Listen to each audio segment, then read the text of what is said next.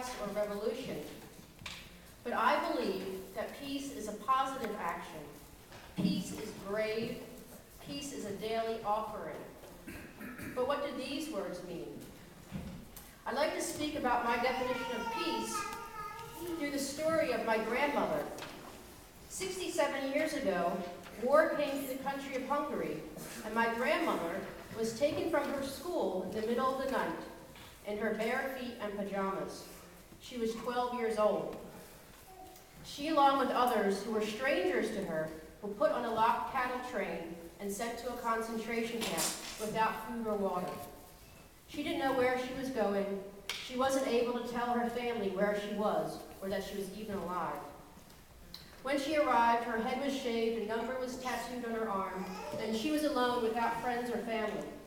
At the camp, she was starved and beaten. She experienced one of the worst periods of history. Onlookers might believe that when she was freed, that she would be bitter or angry or seek revenge. But this is not the woman that I know. She wanted to be a teacher like me, but due to these circumstances, she ended up as a poor factory worker in America instead. She spent her days in a gray, windowless warehouse.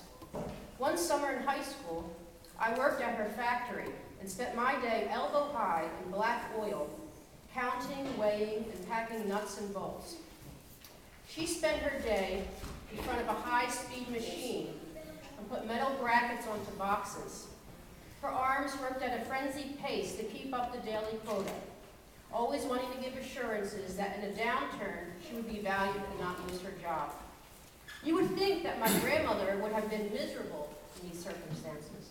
She had been a bright girl, a top student, and here she was 50 years later. Her family lost to the war.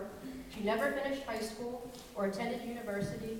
Her only possessions were her clothes, an old car, and a bedroom set. She worked long, hot, tiring days, but if you met my grandmother, then you would never have come to this conclusion, that she was miserable or angry or bitter. In fact, you might think of her as quite the opposite, because every day she came to work with a big smile and was full of positive energy. She woke up at 4:30 in the morning and prepared food for herself and her friends. When she arrived, she would brew a pot of coffee and her co-workers would come to her workstation, where she made sure everyone was taken care of. It was very important to her that all had eaten and had a hot drink. She gave out medicine to those who were ill. She checked the numerous cuts and bandages of her co-workers for infections and applied ointments. She mothered them. She listened to their stories. She cared for them and never asked for anything in return.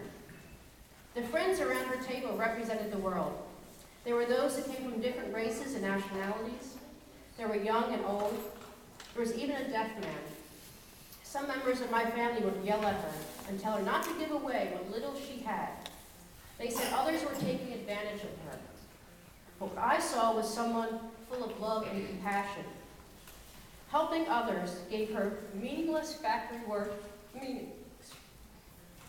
She would simply say that she had experienced hunger and she would never allow someone to be hungry.